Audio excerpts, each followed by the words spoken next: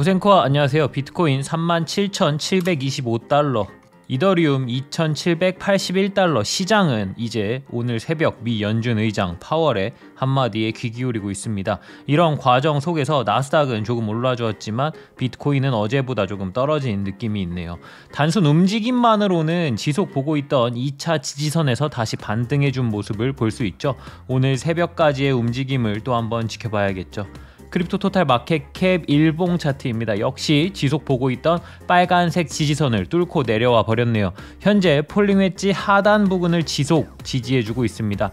이렇게 보니 과거 2.15T에 8번 도전하던 그 시절이 그리워지네요. 우선은 오늘 밤 FOMC 이슈에 의해 폴링 웨지 하단 지지선을 하방 이탈하게 될지 역시 지켜봐야겠습니다. 매번 위로 방향보단 아래로 방향을 보고 있어 죄송한 마음입니다. 하지만 조심하는 것이 늘 좋다고 생각합니다. 오늘의 공포 탐욕 지수는 21, 점차 낮아지고 있고 시장은 현재 금리와 양적 긴축 그리고 여러 국제 정세에 대해 조심스러운 움직임을 보여주고 있죠. 매번 같은 이야기를 해서 저도 약간 지루하긴 하지만 분명 조심해야 하는 시기는 맞습니다. 그리고 전쟁이 당장 끝난다고 현재 이루어지고 있는 공급 원자재의 문제가 해결되리라 생각하지 않습니다. 모든 것이 어느 정도 안정화를 갖게 되려면 꽤나 오랜 시간이 걸릴 것이라고 생각합니다. 그리고 그 안에 우리에게 다가올 기회 꼭 잡을 수 있도록 노력하겠습니다. 5월 4일 저는 코인생존기의 김비트입니다. 진정한 봄인가 봅니다. 날이 오늘 너무 좋네요. 그럼 오늘도 코인생존기 출발하겠습니다. 가자! 구독, 좋아요, 알림 설정 부탁드립니다. 오늘도 소중한 시간 내주신 구독자, 시청자 여러분들 항상 감사하고 사랑합니다. 시장은 이미 0.5% 금리 인상을 예상하고 있죠. 마치 야 금리 인상 두렵지 않아 한번 해봐 라고 이야기를 하듯 나스닥과 비트코인의 가격은 생각보다 같은 자리를 잘 버텨주고 있죠. 오늘 FOMC에서 이야기가 나올 금리 인상과 더불어 양적 긴축에 대한 이야기, 금리 인상보단 긴축에 대한 이야기에 좀 더 귀 기울여야 할 것 같습니다. 실제로 진행이 될 것인지 그리고 얼마만큼의 양과 속도로 진행이 될 것인지 말이죠.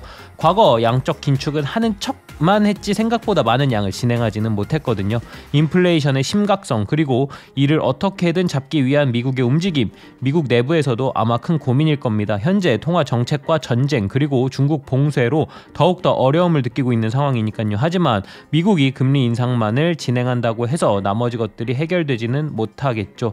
매번 이야기 드리듯 전쟁 역시 오늘 전쟁 끝이라고 해서 심각한 인플레이션이 절대 한 번에 해결되지는 않을 것입니다. 다만 전쟁도 중국 봉쇄도 언젠간 끝이 나겠죠. 야 그럼 모든 것이 다 해결되는 거 아니냐, 비트 떡상각이라고 생각하시는 분들이 많을 거라 생각합니다. 앞서 이야기 드리지만 이 모든 불균형은 전쟁의 끝과 중국의 봉쇄 끝의 선언만으로 쉽사리 잡히진 못할 겁니다. 뉴 노멀이라고 부르는 사람들도 있기는 하지만 어쨌든 원활하게 굴러가려면 시간은 분명 필요할 것입니다. 하지만 많은 사람들이 끝났다 이제 떡상각이다를 외치며 매수 심리를 증폭시킬 것이고 그것으로 단기간에 가격적 반등은 줄 수 있겠지만 결국엔 해결되지 않은 문제들로 인하여 저희가 보는 예상 중인 가격까지 다시 하락하기 시작할 거라고 생각합니다. 오늘 새벽부터 발표될 여러가지 경제지표와 FOMC의 내용 유심히 지켜보시며 큰 변동에 조심하시길 바랍니다. 그럼 오늘도 비트코인 차트를 함께 봐보도록 하겠습니다.